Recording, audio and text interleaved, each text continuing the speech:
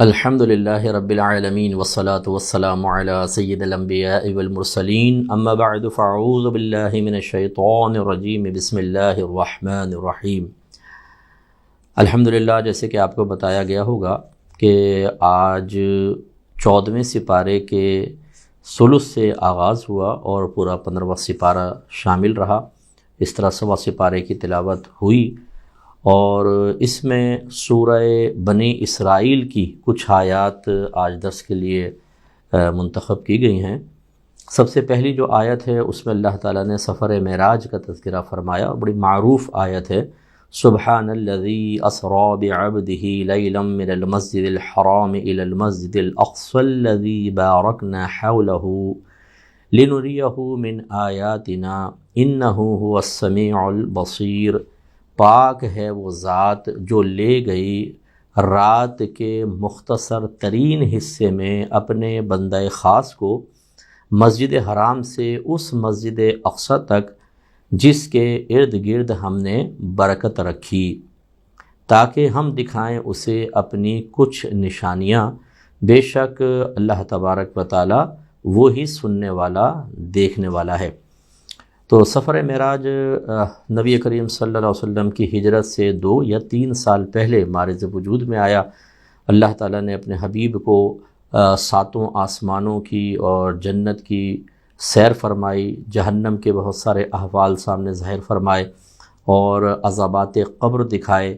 اس کے علاوہ پھر سدرۃ المنتہا پہ سرکار پہنچے اور اس کے بعد اللہ تعالیٰ کی بارگاہ میں حاضری کا، خصوصی طور پر حاضری کا شرف حاصل ہوا، جس کی صحیح کیفیت بیان کرنا پاسبل ہی نہیں ہے۔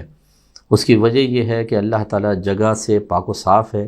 وہ سمت سے پاک و صاف ہے۔ جب ایک جسم ہوتا ہے نا تو اس جسم کا آگے پیچھے دائیں بائیں اوپر نیچے ہوتا ہے۔ اللہ تعالیٰ جسمانیت سے پاک و صاف ہے تو اس کے لیے کیسے ثابت ہوگا آگے پیچھے دائیں بائیں اوپر نیچے؟ اور پھر جو جسم ہوتا ہے اسی کے بنا پر کچھ چیزیں اس سے قریب ہوتی ہیں، کچھ دور ہوتی ہیں۔ اللہ تبارک و تعالیٰ چونکہ جسمانیت رکھتا ہی نہیں ہے تو پھر کیسے نبی کریم صلی اللہ علیہ وسلم نے اللہ تعالیٰ کی زیارت کی، کس طرح ملاقات ہوئی؟ یہ ایک بہت بڑا راز ہے جو دنیا میں تو ظاہر نہیں کیا گیا، لیکن آخرت میں ہو سکتا ہے اس کی بہت ساری حقیقتیں ہمارے سامنے ظاہر ہو جائیں۔ ہو سکتا ہے، میں نے اس لیے کہا کہ زیارت تو ثابت ہے، میدان محشر میں مومنین کو اللہ تبارک و تعالیٰ کی زیارت ہوگی، اسی طرح جنت میں بھی زیارت ہوگی، لیکن اس کی کیا کیفیت ہوگی، کیا اس کی کچھ حقیقتیں اس ظاہر ہوں گی؟ یعنی بعض اوقات ہم ایک چیز کو دیکھتے ہیں لیکن اس کی پوری حقیقت اور معرفت حاصل نہیں ہوتی۔ جیسا آپ کا ٹچنگ والا موبائل ہے، آپ اس کو یوز کر رہے ہیں لیکن پیچھے اس کا پروسیس کیا ہے، کس طریقے سے مشینری ورک کر رہی ہے، کیا کیا پیچھے چیزیں استعمال ہو رہی ہیں، ہمیں پتہ ہی نہیں ہوتا۔ تو یوں ایک چیز کا ظاہر ہمارے سامنے ہوتا ہے لیکن اس کی حقیقت تک ہم نہیں پہنچ پاتے۔ لیکن بہرحال عام لوگوں کو بھی، عام مومنین کو بھی میدان محشر میں اور انشاءاللہ جنت میں اللہ تبارک و تعالیٰ کی زیارت ہوگی۔ تو اللہ تعالیٰ نے فرمایا پاک ہے وہ ذات جو رات کے مختصر حصے میں اپنے بندہ خاص کو لے گئی۔ رات کا مختصر حصے کا اندازہ کرنا ہو تو یوں کر لیں کہ حدیثوں میں موجود ہے کہ نبی کریم فرماتے میں گیا، جب واپس آیا تو جس بستر پہ سرکار صلی اللہ علیہ وسلم لیٹے ہوئے تھے وہ ابھی تک گرم تھا، جہاں آپ نے وضو فرمایا تھا تو وہاں پانی چل رہا تھا، اور جس دروازے سے آپ باہر نکلے تھے اس کی کنڈی ابھی بھی ہل رہی تھی۔ گویا کہ ایسا لگتا ہے کہ اللہ تعالیٰ نے نظام کائنات کو روک دیا تھا، وقت تھم گیا تھا۔ سرکار گئے اور تشریف لائے، وقت تھما رہا، جیسے آپ تشریف لائے وہیں سے وقت کا آغاز ہو گیا، اور یہ ایک بہت ہی بڑا معجزہ تھا۔ اور معجزہ کہتے ہی اس کو ہیں، وہ فعل ہوتا ہے جو نبی سے صادر ہوتا ہے اور دوسرے لوگ اس کی مثل لانے سے عاجز آ جاتے ہیں، تو اس کو معجزہ کہتے ہیں۔ تو اللہ تعالیٰ اپنے بندہ خاص کو مسجد حرام سے مسجد اقصی جو آج بیت المقدس میں ہے اور اسرائیل کے قبضے میں ہے، وہاں تک اللہ تعالیٰ نے قرآن میں بیان فرمایا کہ اپنے حبیب کو وہ لے گیا۔ تو چونکہ یہ نص قطعی سے ثابت ہے، اگر کوئی اتنے حصہ معراج کا انکار کرے تو وہ قرآن کے انکار کرنے کی بنا پر دائرہ اسلام سے باہر ہو جائے گا، اور باقی جو سفر ہے وہ صحیح احادیث سے ثابت ہے۔ اگر کوئی اس کا انکار کرے تو وہ گمراہ ترین ضرور ہے لیکن اس کو کافر نہیں کہیں گے۔ اور اللہ نے اس کا ایک بنیادی مقصد بیان فرمایا تاکہ ہم دکھائیں اس بندہ خاص کو اپنی بعض نشانیاں، یعنی نشانیوں میں سے کچھ نشانیاں۔ حالانکہ نبی کریم صلی اللہ علیہ وسلم نے وہاں بہت دیکھا، بہت کچھ دکھایا گیا، لیکن وہ بھی اللہ تبارک و تعالیٰ کی نشانیوں میں سے کچھ تھیں، بعض تھیں۔ تو اندازہ کریں کہ اللہ تعالیٰ کا علم کتنا زبردست اور کتنا وسیع ہوگا۔ تو یہ برکت کے لیے ایک آیت میں نے پڑھی، ہم نے بارہا اس کی تفسیر سنی ہوئی ہیں، اس کو ذہن میں رکھنا چاہیے۔ اس کے بعد 7ویں آیت میں اللہ تبارک و تعالیٰ نے ایک بہترین اصول بیان فرمایا، جس کو ذہن میں رکھیں تو پھر عجب و خود پسندی سے بچیں گے، اور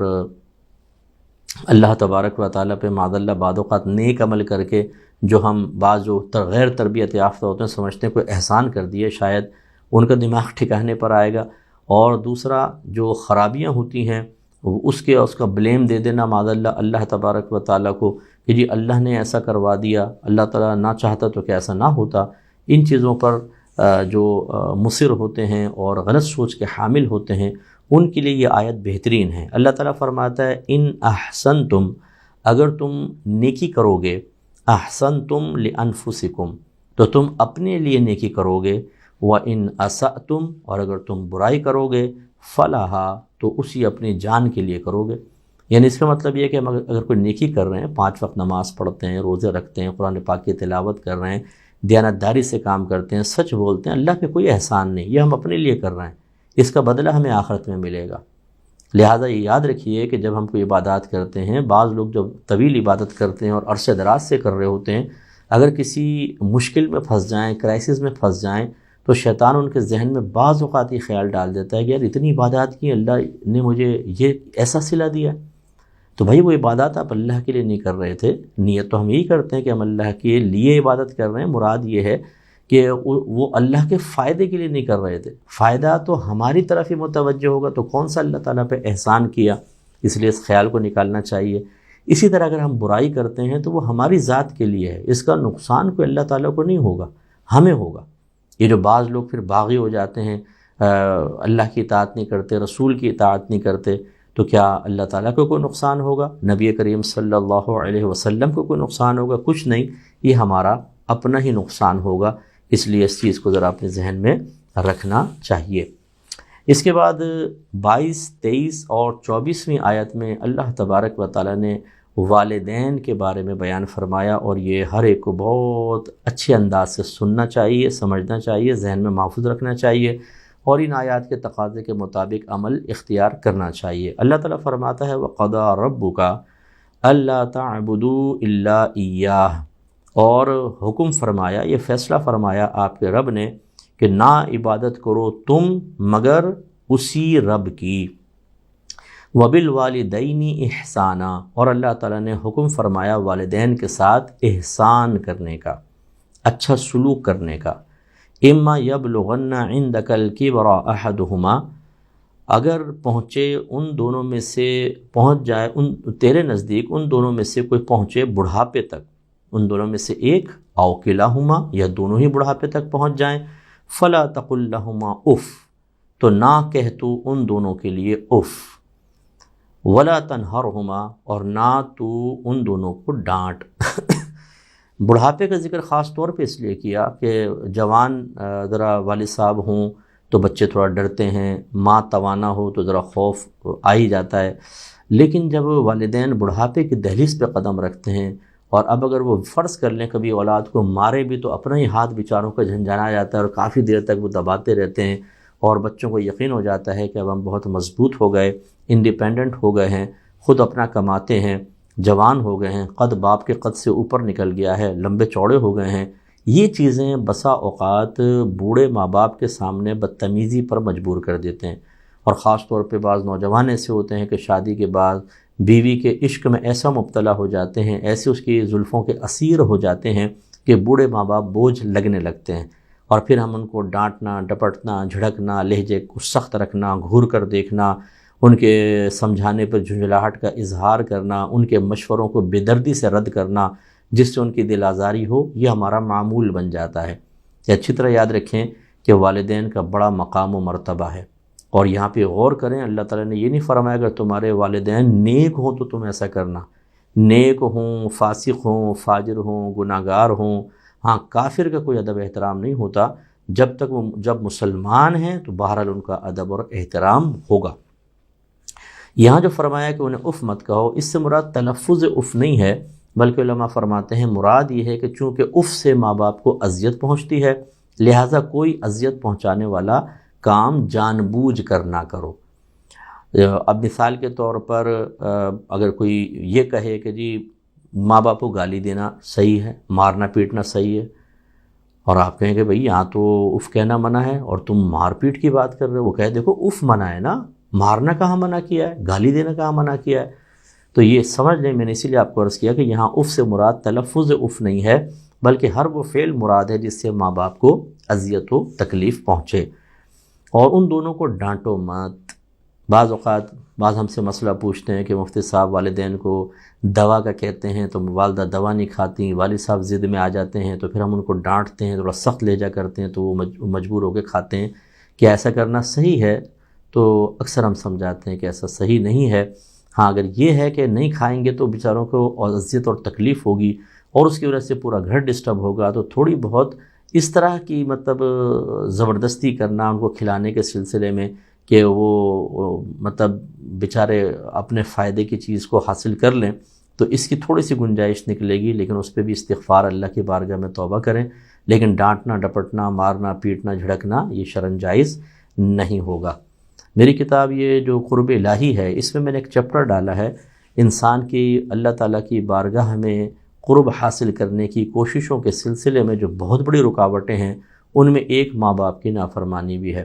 تو یہ آپ کتاب پڑھیں، اس کا یہ والا چیپٹر پڑھیں، شاید آپ کو کسی اور کتاب میں ایسا چیپٹر اس انداز سے لکھا ہوا نظر نہیں آئے گا۔ میں نے یہاں تقریباً 11 ایسے مقامات درج کیے ہیں جن میں اکثر اولاد جو ہے وہ ماں باپ کی نافرمانی میں مبتلا ہو کر اپنی آخرت کی بربادی کا سامان کرتی ہے۔ اس کو پڑھیں، بہت ضروری ہے۔ یہاں بس ایک بات میں عرض کر دوں کہ یہاں پر جو اذیت پہنچانے سے منع کیا گیا ہے وہ بلا اجازت شرع ہے۔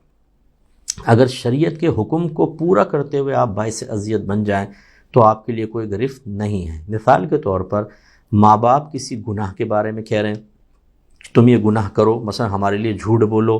ہمارے لیے حرام کماؤ، تم یہ غلط کام کرو، اور بیٹا یا بیٹی اس وجہ سے منع کر دے کہ نبی کریم صلی اللہ علیہ وسلم کا فرمان عالی شان ہے کہ اللہ تعالیٰ کی نافرمانی میں کسی مخلوق کی اطاعت جائز نہیں۔ اب جب بیٹا بیٹی نے منع کیا تو ماں باپ ناراض ہو گئے، کہا کہ تم نے ہمارا دل دکھایا ہے، ماں کہے میں تجھے دودھ نہیں بخشوں گی، باپ کہے تم جہنم میں جاؤ گے میری نافرمانی کر کے۔ تو یاد رکھیں کہ اللہ کی نافرمانی کے سلسلے میں ماں باپ کی بالکل اطاعت نہیں ہوگی، اور ان کی اس قسم کی ناراضگیوں کا بالکل خیال نہیں رکھا جائے گا۔ لیکن اس کا مطلب یہ نہیں ہے کہ آپ پلٹ کے جواب دیں، انہیں جہنمی قرار دیں، ان سے بحث کریں، خاموش ہو جائیں، سنیں، عمل نہ کریں۔ ان کی ناجائز چیز کی، ناجائز بات پر اطاعت نہیں کی جائے گی۔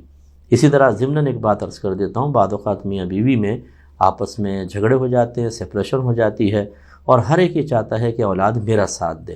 ایسی صورت میں اچھی طرح یاد رکھیں اولاد پر فرض ہے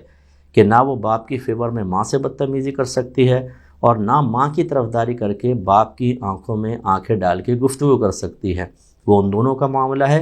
ان کو چھوڑ دیں، وہ جانے، ان کا رب جانے۔ اولاد اگر کسی ایک فریق کی محبت میں یا اس کی طرفداری میں دوسرے کے ساتھ بدتمیزی کرے گی، اپنی آخرت کو برباد کرے گی۔ اور میں والدین سے بھی دار ادب میں رہ کے گزارش کرتا ہوں، آپ اپنے جھگڑے خود نپٹائیں،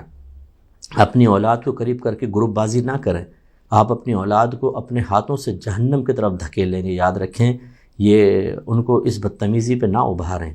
بہت سی بہنیں جو ہوتی ہیں جب ان کے بچے بڑے ہو جاتے ہیں تو پہلے تو وہ شوہر سے دبتی رہتی ہیں، جب بچے بڑے ہو جاتے ہیں اور اکثر بچوں کی ہمدردی ماں کی طرف زیادہ ہوتی ہے تو وہ باپ کے سامنے ان کو کھڑا کر دیتی ہیں، اور بچے سخت لہجے میں باپ سے گفتگو کرتے ہیں۔ یاد رکھیں یہ حرام حرام حرام اور شدید گناہ کبیرہ ہے۔ آپ کا میدان محشر میں یہ عذر نہیں چلے گا کہ اللہ تعالیٰ میں نے تو ماں کی محبت اور اس کی فیور میں باپ کے ساتھ ایسا کیا تھا۔ اگر کویسچن ہوا کہ کس دلیل کی بنا پر کیا تھا، پھر کیا جواب دیں گے؟ اس لیے اس میں احتیاط کریں۔ اور اللہ نے ارشاد فرمایا وَقُلْ لَهُمَا قَوْلًا كَرِيمًا، اور ان سے اچھی بات کہو، نرم بات کہو، ادب کے ساتھ بات کرو۔ وَاخْفِضْ لَهُمَا جُنَاحَ الظُّلِّ مِنَ الرَّحْمَةِ، اور بچھا دے ان کے لیے مہربانی کے ساتھ عاجزی کے بازو، یعنی بالکل ان کے ساتھ عاجزی سے سلوک کرو، ان کے سامنے گویا کہ سرنڈر کر دو، جھک کر بات کرو۔ وقر، اور اللہ تعالیٰ کی بارگاہ میں عرض کرو، رب ارحمہما، اے میرے رب ان دونوں پر رحمت نازل فرما، کما ربیانی صغیرا، جیسے انہوں نے بچپن کی حالت میں، یعنی میرے بچپن کی حالت میں میرا خیال رکھا تھا۔ تو یہ یعنی والدین کے لیے دعا بھی کریں پیار محبت سے، اور یہ اشارہ کر دیا، دیکھیں یہاں صغر کا ذکر کیا، اوپر ماں باپ کے کبر کا ذکر کیا، اور بڑی پیاری مناسبت ہے کہ اگر کبھی ماں باپ کے ضد سے، ان کے بوڑھے ہونے کی وجہ سے، ان کی کمزوری، کبھی پیشاب بھی نکل جاتا ہے اور کبھی وہ چڑچڑے ہو جاتے ہیں، بچپنا سا لوٹ جاتا ہے، بار بار ضد کر رہے ہوتے ہیں، تو اللہ تعالیٰ نے اس لیے ہمارے بچپنے کا ذکر کیا۔ اس میں ایک پوائنٹ یہ بھی ہے، ایک راز یہ بھی ہے کہ ہم غور کریں، جب ہم چھوٹے تھے تو کتنی مرتبہ ہم نے ماں باپ کے ساتھ اس طرح کے معاملات کیے ہوتے ہیں کہ ماں باپ ہمارے نخرے اٹھاتے ہیں، کبھی ہم رو رہے ہیں، کبھی پیشاب کر دیا، کبھی چیز توڑ دی، کبھی گر گئے، کبھی ضد میں آ رہے ہیں، ماں باپ بیچارے سنبھالتے ہیں، اپنے بچوں کو پالتے ہیں۔ تو وہ وقت یاد دلایا کہ جیسے ماں باپ نے تمہیں پالا بچپن میں اور تمہاری ہر تکلیف اور اذیت کو برداشت کیا شفقت کی وجہ سے، ایسے اب چونکہ ماں باپ محتاج ہیں، تمہیں بھی ان کا خیال رکھنا ہوگا۔ اس کے بعد آیت نمبر 30، 31 اور 32 ہے، جو میں تیزی سے عرض کر دیتا ہوں۔ اللہ تعالیٰ فرماتا ہے، اِنَّ رَبَّكَ يَبْسُطُ الرِّزْقَ لِمَن يَشَاءُ وَيَقْدِرُ، بے شک آپ کا رب کشادہ کرتا ہے رزق کو جس کے لیے چاہے، اور جس کے لیے چاہتا ہے تنگ کر دیتا ہے۔ اس کا مطلب یہ ہوا کہ اگر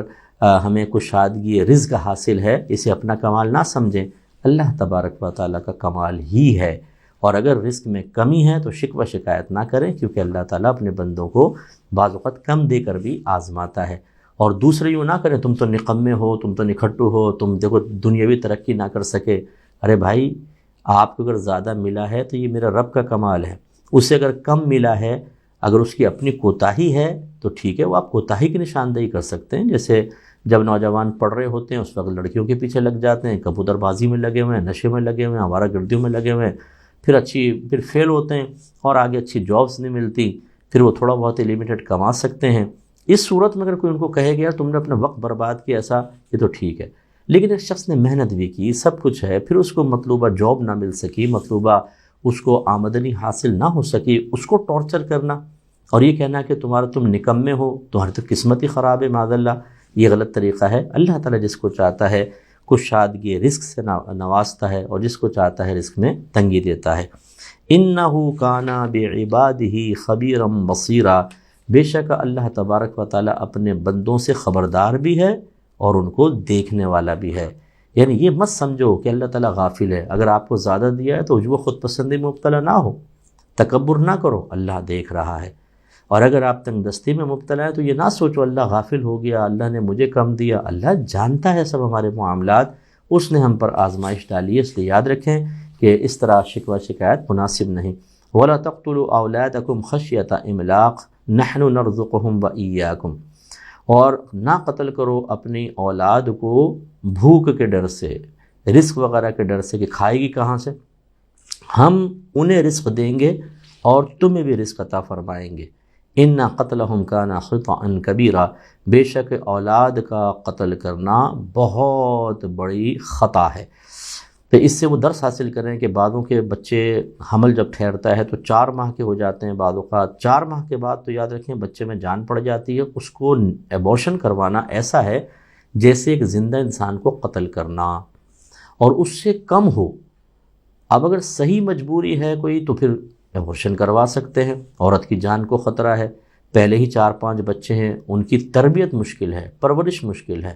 تو پھر وہ عورت کو چلے ریلیف مل جائے، اس میں پہلی احتیاط کرنی چاہیے تھی، لیکن بہرحال ہو گیا تو پھر ایبورشن کروا لیں۔ لیکن یہ سوچ کر کہ اگر بچے پیدا ہوں گے کھلائیں گے کہاں سے، یہ وعدہ خدا بندی پر اعتماد نہ ہونے کی دلیل ہے، اور اس کو اللہ تعالیٰ نے منع فرمایا کہ رزق کے خوف کی وجہ سے اپنے بچوں کو قتل نہ کرو، تمہیں بھی ہم دیں گے، کھلائیں گے، ان کو بھی کھلائیں گے۔ وَمَا مِن دَابَّةٍ فِي الْأَرْضِ إِلَّا عَلَى اللَّهِ رِزْقُهَا، زمین پہ چلنے والا کوئی جاندار ایسا نہیں جس کا رزق اللہ کے ذمہ کرم پر نہ ہو، اس لیے نہ کریں۔ اور اسی سے پھر متصل اللہ نے فرمایا کہ وَلَا تَقْرَبُوا الزِّنَا، زنا کے قریب بھی مت جاؤ، انہ کان فاحشۃ وساء سبیلا، بے شک یہ ایک بری فحش چیز ہے اور ایک برا راستہ ہے۔ زنا کا مطلب یہ ہوتا ہے کہ کسی اجنبی عورت کے ساتھ باقاعدہ جسمانی تعلق قائم کرنا، انٹرکورس کرنا، یہ زنا کہلاتا ہے۔ ویسے تو حدیث میں ہے کہ آنکھیں بھی زنا کرتی ہیں، زبان بھی زنا کرتی ہے، ہاتھ بھی زنا کرتے ہیں، ان سے مراد ان سے ہونے والے وہ گناہ کو جو زنا تک پہنچانے والے ہیں، لیکن جو حقیقتاً زنا ہے جس کا یہاں ذکر ہے وہ یہ ہے کہ ایک اجنبی عورت کے ساتھ جسمانی تعلق قائم کیا جائے، اور یہ حرام اور گناہ کبیرہ ہے، اور اگر کوئی حلال سمجھ کے کرے گا تو کافر ہو جائے گا، دائرہ اسلام سے خارج ہوگا۔ تو بہت سارے لوگ زنا سے بچتے ہیں، اور بچنا بھی چاہیے، بہت اچھی چیز ہے، لیکن ایک جو زنا کی صورت ہمارے گھروں کے اندر بھی بعض اوقات ہو رہی ہوتی ہے، ہر گھر میں نہیں لیکن بعض گھروں میں ہے۔ وہ کیسے؟ بیوی کو 3 طلاقیں دے دیتے ہیں، اور اس کے بعد انہیں نہیں پتہ ہوتا کہ اب کس طریقے سے یہ عورت میرے لیے حلال ہوگی۔ وہ 3 طلاقوں کے بعد بھی ساتھ رہ رہے ہوتے ہیں، یا غلط قسم کا کوئی عمل کر کے وہ کہتے ہیں شاید طلاقیں ختم ہو گئیں۔ جیسے بعض جاہل کہہ دیتے ہیں بھی طلاقیں دی ہیں 3، تم 60 مسکینوں کو کھانا کھلا دو، سب طلاقیں ختم ہو جائیں گی۔ ایسے ختم نہیں ہوتی، یہ یاد رکھیں کہ فَإِن طَلَّقَهَا فَلَا تَحِلُّ لَهُ مِن بَعْدُ حَتَّى تَنكِحَ زَوْجًا غَيْرَهُ۔ اللہ نے واضح طور پہ فرمایا کہ جب میاں شوہر اپنی بیوی کو تیسری طلاق دے دے تو یہ عورت پہلے والے کے لیے اس وقت تک حلال نہ ہوگی جب تک کہ اس کے علاوہ کسی اور شخص سے نکاح نہ کر لے۔ اس میں نکاح کا ذکر ہے، اور حدیث میں ہے کہ خاتون نے آ کر نبی کریم صلی اللہ علیہ وسلم کی بارگاہ میں عرض کی کہ میرے شوہر نے مجھے 3 طلاقیں دیں، پھر میں نے ایک اور شخص سے نکاح کیا، ابھی ہمارا جسمانی تعلق قائم نہیں ہوا، تو کیا میں پہلے والے کی طرف جا سکتی ہوں؟ نبی کریم صلی اللہ علیہ وسلم نے ارشاد فرمایا کہ تم پہلے والے کے لیے اس وقت تک حلال نہیں ہو سکتی جب تک کہ یہ دوسرا شوہر تمہارا اور تم اس کا کچھ شہد نہ چکھ لو۔ یہ سرکار نے شرم سے کنایہ بیان فرمایا، مراد یہی ہے کہ جسمانی تعلق جب تک قائم نہیں ہوگا تم پہلے شوہر کے لیے حلال نہیں ہو سکتی۔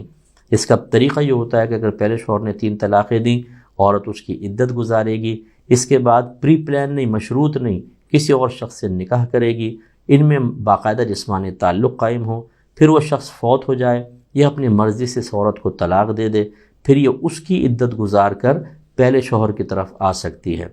ہاں، جب یہ اس طرح پروسیس کر کے پہلے شوہر کے پاس آئے گی وہ دوبارہ 3 طلاق کا مالک ہو جائے گا۔ اس کے علاوہ جو کوئی بھی آپ طریقے اختیار کریں گے، یاد رکھیں وہ زنا کا طریقہ ہوگا، اور یہ بہت سے گھروں میں ہو رہا ہے، خیال رکھیے۔ اسی طریقے سے بعض الفاظ کنایہ ہوتے ہیں جن سے طلاق بائن پڑتی ہے، جیسے غصے میں لڑائی ہو رہی ہے، شوہر نے کہا جا میں نے تجھے آزاد کیا، وہ طلاق کی نیت کرے نہ کرے، نکاح ختم ہو گیا، ٹوٹ گیا۔ اب اگر دوبارہ رہنا ہے ساتھ، فرض کر لیں کہ پہلے 2 طلاقیں نہیں دیں کہ یہ مل کے 3 ہو گئی، پھر تو وہی ہے جو میں نے آپ کو بیان کیا جس کو حلالہ کہتے ہیں۔ فرض کر لیں پہلے کوئی طلاق نہیں دی، اب اس سے جو طلاق ہوئی فوراً نکاح ٹوٹ گیا، اب دوبارہ ملاپ کی صورت یہ ہے کہ جدید نکاح کیا جائے گا۔ اب بعض لوگ ویسی صلح کر کے ساتھ رہنے لگ جاتے ہیں، تو اس میں بھی بڑا خطرہ ہے، یاد رکھیں کہ اس طریقے سے انسان گناہ کی طرف مائل ہو جائے گا۔ اور یہ آخری ایک آیت اور لے لیتے ہیں، اللہ تعالیٰ ارشاد فرماتا ہے کہ ان السمع والبصر والفؤاد کل اولئک کان عنہ مسئولا، بے شک کان، آنکھ اور دل، ان تمام سے سوال کیا جائے گا۔ یعنی برود قیامت آنکھوں سے کیا کیا دیکھا، کانوں سے کیا کیا سنا، اور دل میں جو ہم خیالات لے کر آتے ہیں، اور دل کے جو گناہ ہوتے ہیں، بدگمانی، بخل، ریاکاری، بیجا غصہ، اللہ کی رحمت کا ناجائز یقین، اللہ کی رحمت سے مایوس ہو جانا، اللہ کے عذاب کا خوف نہ کرنا، یہ سب قلبی کیفیات ہوتی ہیں، اور یہ گناہ ان کی معرفت حاصل کرنا فرض ہے۔ اگر کوئی نہیں کرے گا تو اللہ تعالیٰ نے خود نص قطعی میں فرمایا ان سب چیزوں کے بارے میں آخرت میں حساب ہوگا۔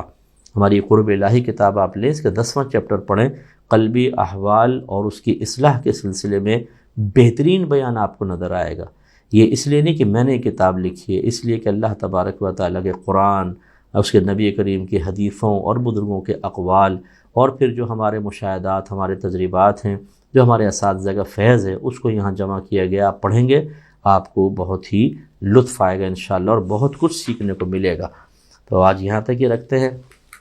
اللہ تعالیٰ عمل کی توفیق عطا فرمائے۔ دیکھیں، سننا جو ہے یہ بہت اچھی بات ہے، ہمارا بیان کرنا بہت اچھی بات ہے، لیکن جب تک آپ اور میں اپنا احتساب کر کے اپنے اندر سے بہت ساری خرابیوں اور بیماریوں کو دور نہیں کریں گے تو یہ سننا ہمیں مکمل طور پہ نفع نہیں دے گا، تھوڑا بہت نفع دے گا لیکن مکمل طور پہ نفع نہیں دے گا۔ اس لیے ذرا توجہ رکھیے۔ اور یہ پہلے بھی میں نے گزارش کی تھی، سوشل میڈیا پر آج کل جو بھی آدمی معروف ہوتا ہے اس کے نام سے باقاعدہ اس کے نام سے اکاؤنٹس بنا لیے جاتے ہیں۔ مفتی محمد اکمل کر دیا، مفتی محمد اکمل مدنی، واٹس ایپ گروپ بنا لیتے ہیں، احکام شریعت مفتی اکمل کر کے گروپ بنا لیے۔ اب لوگ یہ سمجھتے ہیں، اور اس پہ میری پکچر بھی لگا دیتے ہیں اس کے اوپر، تو لوگ یہ سمجھتے ہیں شاید یہ مفتی صاحب کا آفیشیل پیج ہے، پھر وہ رابطہ کرتے ہیں۔ اس طرح پبلک تو جمع ہو جاتی ہے لیکن ہر ایک ان کو سمجھا نہیں سکتا، ہر ایک ان کی ریکوائرمنٹ کو پورا نہیں کر سکتا، اور ان میں کچھ چیٹر قسم کے لوگ بھی ہوتے ہیں جو اس طرح لوگوں کے سادہ لوہی سے وہ عقیدت اور محبت میں قریب آتے ہیں، اور ان سے بعض تو ایسے بھی ملے ہیں کہ مفتی اکمل بن کے گفتگو کرتے رہے اور پیسے طلب کر لیے اور پھر اس طرح نقصان پہنچایا۔ تو خدارہ میں آپ سے گزارش کرتا ہوں اسکرین کے اوپر جو ہمارا آفیشیل پیج کا لنک وغیرہ آپ کو نظر آئے اور یوٹیوب چینل کا جو بھی لنک آپ کو نظر آئے صرف اس پر آپ آئیں۔ اس کے علاوہ میرا نمبر چل رہا ہوگا، میرا ای میل ایڈریس چل رہا ہوگا، آپ کو مجھ سے ڈائریکٹ کانٹیکٹ کرنا ہے۔ یہ دو چیزیں ہیں، ایک ای میل اور دوسرا فون نمبر، سیل نمبر چل رہا ہے۔ اس کے علاوہ میں کسی جگہ میں پرسنل خود نہیں ہوتا ہوں، آفیشیل پیج پہ بھی ہماری پوری ٹیم ہے وہ ہوتی ہے، وہی یہ ویڈیوز وغیرہ اپلوڈ کرتے ہیں، یہ پروگرام وہی اپلوڈ کرتے ہیں، ان سے آپ ان پروگرام کے سلسلے میں رابطہ رکھیں۔ لیکن اگر مجھ سے کوئی آپ نے بات کرنی ہے، کچھ اپنی پرابلم شیئر کرنی ہے، یا اسی طریقے سے اگر آپ ہمارے ادارے کے ساتھ کوئی مالی تعاون کرنا چاہتے ہیں، یا جیسے ہماری بڑی اکیڈمی بننے والی ہے انشاءاللہ اس کے سلسلے میں آپ کنٹریبیوشن کرنا چاہتے ہیں، تو پھر مجھ سے براہ راست رابطے کے لیے صرف دو ذرائع ہیں، ایک میرا ای میل ایڈریس جو چل رہا ہے، دوسرا میرا فون نمبر، اس پر آپ کانٹیکٹ کریں، باقی سب دھوکہ دہی ہے، ٹھیک ہے نا؟ تو اس سے اجتناب کیجیے گا۔ دھوکہ دہی باقی سب سے مراد یہ ہے کہ بہت سے محبت میں بناتے ہیں اور اچھا کام کر رہے ہوتے ہیں، ہر ایک کا مقصود دھوکہ دینا نہیں ہوتا لیکن کچھ کا ہوتا ہے، اس اعتبار سے میں نے دھوکہ دہی کہا، تو ان کی دل آزاری نہ ہو کہ جو پیار محبت میں میرے نام سے کچھ بنا کر اور پازیٹیو ورک ہی کر رہے ہوتے ہیں تو وہ تو دھوکہ نہیں دے رہے بیچارے۔ لیکن بہرحال اگر آپ مجھ سے رابطہ کرنا چاہتے ہیں تو اس میں اسی طرح ہماری الفرقان اسکالرز اکیڈمی، یہ ہمارے ادارے کا نام ہے، اور یہ بھی صرف کراچی میں ہے اور کہیں پر بھی نہیں ہے۔ بعض لوگوں نے اس سے ملتے جلتے نام سے مختلف سٹیز کے اندر ادارے بنا لیے، اور جب لوگ ان سے رابطہ کرتے ہیں کہ کیا ہے مفتی اکمل صاحب کی اکیڈمی ہے، تو وہ کہتے ہیں کہ ہاں مفتی اکمل صاحب کی سرپرستی ہے۔ کیوں جھوٹ بولتے ہیں آپ؟ اور بعض تو کورسز کروا رہے ہیں الفرقان اسکالرز اکیڈمی کا بن کر، تو یہ غلط طریقہ کار ہے۔ میں نے آپ کو پھر عرض کرتا ہوں، دو آپ یہ مجھ سے جو رابطہ کریں یہ دو سورسز ہیں، ایک ای میل ایڈریس، ایک فون نمبر، یہی آپ اپنے ذہن میں رکھیں، اور دوسروں کو بھی اسی کی ترغیب دے کر کوئی مجھ سے بات کرنا چاہتا ہے، کچھ تعاون کرنا چاہتا ہے تو یہ میرا نمبر دیں اور ای میل ایڈریس دیں، یہ بیسٹ ہے۔ ای میل ایڈریس ای میل میں خود بھی پڑھتا ہوں اور میں ہی آگے اپنے اسٹاف کو فارورڈ کرتا ہوں، کوئی پرائیویٹ مسائل ہوتے ہیں اور دیگر چیزیں ہوتی ہیں میں بھی جواب دیتا ہوں اور باقی ان کو بھی دیتا ہوں۔ اور سیل نمبر یہ میرا پرائیویٹ نمبر ہے، میرے پاس ہی ہوتا ہے اور کسی کے پاس نہیں ہوتا۔ اللہ تعالیٰ عمل کی توفیق عطا فرمائے۔ اور ایک بات بس میں اور عرض کر دوں کہ بے شمار میسیجز واٹس ایپ پہ آ رہے ہیں، میں نے آپ کو بارہا بتایا ہزاروں کی تعداد میں، تو بہت مشکل ہوتا ہے سب کا جواب دینا، اس میں کئی لوگ تو کئی دن ہفتوں تک بھی بیچارے جواب نہیں پاتے، تو مجھ سے بدظن نہ ہوں، ناراض نہ ہوں، کام کرنے والے نہیں ہیں، بہت کم ہیں کام کرنے والے، تو جو کام کرنے والا اس پہ لوڈ بہت زیادہ ہوتا ہے، تو اگر کبھی آپ لیٹ ہو جائیں تو یا میں لیٹ ہو جاؤں مطلب جواب دینے میں اور جواب پانے میں آپ کو دیر محسوس ہو تو ہماری مصروفیات کے عذر کے باعث ناراض مت ہوئیے گا، تو انشاءاللہ وقت پر آپ کو جواب دے دیں گے۔ دعا کر لیتے ہیں۔ بسم اللہ الرحمن الرحیم، الحمدللہ رب العالمین والصلاة والسلام علی سید الانبیاء والمرسلین، یا ارحم الراحمین یا ارحم الراحمین یا ارحم الراحمین۔ اے مالک و مولا، ہم سب کا آج کے درس قرآن میں شرکت کرنا اپنی بارگاہ ہمیں قبول و منظور فرما لے۔ اے میرے مالک و مولا، جتنے ہمارے بھائی بہن اس وقت تیری بارگاہ میں ہاتھ اٹھا کر بیٹھے ہوئے ہیں، اللہ تعالیٰ ہم اقرار کرتے ہیں ہم بڑے گناہ گار ہیں، بدکار ہیں، سیاہ کار ہیں، ہمارا نام اعمال گناہوں سے بھرا ہوا ہے، نیکیوں سے خالی ہے، لیکن مالک و مولا ہمیں یہاں بیٹھنے کی توفیق بھی تو نے ہی دی ہے، گویا کہ اپنی بارگاہ میں حاضر کر لیا ہے، گویا کہ ہم تیرے مہمان ہیں، اور اللہ تعالیٰ اپنے مہمانوں کی ہر میزبان لاج رکھتا ہے، میرے مالک مولا ہم سب کی بھی لاج رکھ لے، اور آج ہم سب کی بخشش و مغفرت فرما دے۔ آج جو ہمارے ساتھ دعا میں شریک ہیں اللہ تعالیٰ انہیں گناہوں سے ایسا پاک و صاف کر دے جیسے آج ہی اپنی ماں کے پیٹ سے پیدا ہوئے ہیں۔ اے مالک مولا ہمارے لیے نیک اعمال کرنا آسان کر دے، گناہ کرنا بے حد مشکل بنا دے۔ اے مالک مولا ہمیں نیکیوں سے پیار عطا فرما، گناہوں سے نفرت عطا فرما دے۔ مالک مولا ہمیں علوم دینیہ اور خاص طور پہ فرض علم سیکھنے کی توفیق عطا فرما، اور سیکھ کر اپنے بچوں کو اور دوسرے لوگوں کو سکھانے کی توفیق مرحمت فرما دے۔ اے پاک پروردگار ہمیں موت سے پہلے پہلے اپنی قبور کو جنت کے باغوں میں سے ایک باغ بنانے والے اعمال پر استقامت عطا فرما، اپنی قبروں کو جہنم کے گڑھوں میں سے گڑھا بنانے والے اعمال چھوڑ دینے کی توفیق عطا فرما دے۔ اے مالک مولا ہمیں موت سے پہلے پہلے اپنے لیے کوئی بہت بڑا ثواب جاریہ کرنے کی توفیق عطا فرما، تاکہ جب ہم مریں کوئی ہمیں یاد رکھے نہ رکھے، ہم کسی کے درجات کی بلندی کے سلسلے میں محتاج نہ رہیں۔ اللہ تعالی ہمارا ثواب جاریہ ہمیں قبر میں راحت اور سکون اور درجات کی بلندی عطا کرتا رہے۔ اے مالک مولا ہماری جو بہنیں ہاتھ اٹھا کر دعا مانگ رہی ہیں اللہ تعالیٰ ان میں جو صدمے کا شکار ہے، پریشان حال ہے، ڈپریشن کا شکار ہے، اللہ تعالیٰ اس کی تمام پریشانیاں دور کر دے، ذہنی سکون عطا فرما۔ اگر شوہر بے راہ روی کی طرف ہے، اس کی طرف رغبت نہیں رکھتا، اس کا حق ادا نہیں کرتا ہے، اسے مارتا ہے پیٹتا ہے، اللہ تعالیٰ شوہر کو ہدایت عطا فرما، اس کے دل میں بیوی کا پیار ڈال دے، وہ ایک مثالی شوہر بن جائے۔ جو ہماری بہنیں اپنے بچوں کی نافرمانیوں سے پریشان ہیں، ان کی آوارہ گردی سے پریشان ہے، اللہ تعالیٰ اولاد کو اپنے ماں باپ کے تابع کر دے، ماں سے محبت کرنے والا بنا دے۔ جو ہماری بہنیں اپنی بچیوں کو جوان ہوتا دیکھ کر پریشان ہیں اور شادیوں کی فکر میں بیچاری ڈپریشن کے شکار ہیں، اللہ تعالیٰ ان بچیوں کے لیے بہت ہی اچھے رشتے ان کی طرف متوجہ کر دے۔ اے مالک مولا ہمارے جو بھائی پریشان حال ہیں ان کے صدمے بھی دور فرما دے، ذہنی سکون عطا فرما۔ اگر بیوی نافرمان ہے، بیوی بدتمیزی کرتی ہے، بیوی کو ہدایت عطا فرما۔ اگر اولاد نافرمان ہے، اولاد کو فرما بردار کر دے۔ اے مالک مولا گھروں میں پیار، محبت، الفت، اتحاد و اتفاق والا ماحول بنا دے، لڑائی، جھگڑا، فتنہ، فساد، اختلاف رائے سے محفوظ فرما دے۔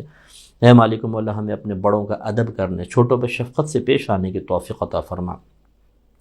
ایک ہمارے بھائی بیمار ہیں، ان کو بلڈ کینسر کا ڈاکٹرز نے کہا ہے ابھی انیشل اسٹیج پہ، انشاءاللہ اللہ کی رحمت سے امید ہے کہ شفا پا جائیں گے۔ ان کے لیے خاص طور پہ دعا فرمائیے گا، اللہ تعالیٰ ان کو شفا کاملہ عطا فرمائے۔ اور اسی طرح میرے جو اس وقت بھائی بہن ہاتھ اٹھا کے دعا مانگ رہے ہیں، ان میں کوئی بیمار ہے، اللہ تعالیٰ ان سب کو بھی شفا عطا فرما، ان کو بیماریوں پہ صبر کی توفیق عطا فرما، اس صبر پہ اجر عظیم عطا فرما، ان بیماریوں کو ان کے درجات کی بلندی کا سبب بنا دے، گناہوں کا کفارہ بنا دے، نیکیوں میں اضافے کا سبب بنا دے۔ اے اللہ تعالیٰ پوری ہمت کے ساتھ بیماریوں سے مقابلہ کرنے اور ہر طرح کی تکلیف کے باوجود اے مالک مولا تیری رضا پر راضی رہنے کی توفیق عطا فرما۔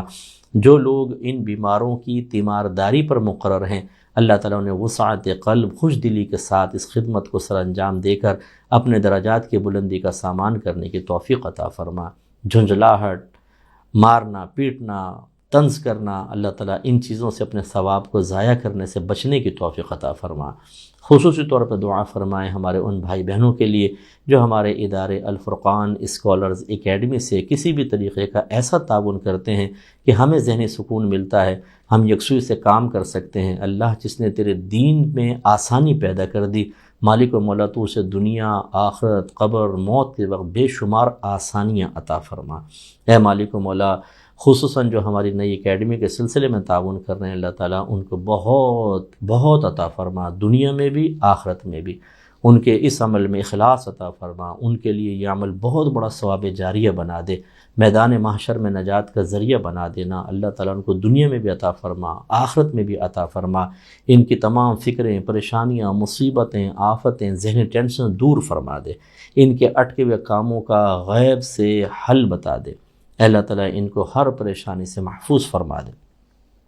اے مالک مولا جس طرح ہم سب یہاں جمع ہوئے اسی طرح جنت الفردوس میں رحمت کونین صلی اللہ علیہ وسلم کے مبارک قدموں میں دائمی طور پر جمع ہونے کی توفیق عطا فرمانا۔ اے مالک مولا ہماری تمام دعائیں ہر مسلمان بھائی، ہر مسلمان بہن کے حق میں بھی قبول و منظور فرما لے۔ صلی اللہ تعالی علی خیر خلقہ ونور عرشہ سیدنا و مولانا محمد وعلی آلہ وصحبہ اجمعین برحمتک یا ارحم الراحمین.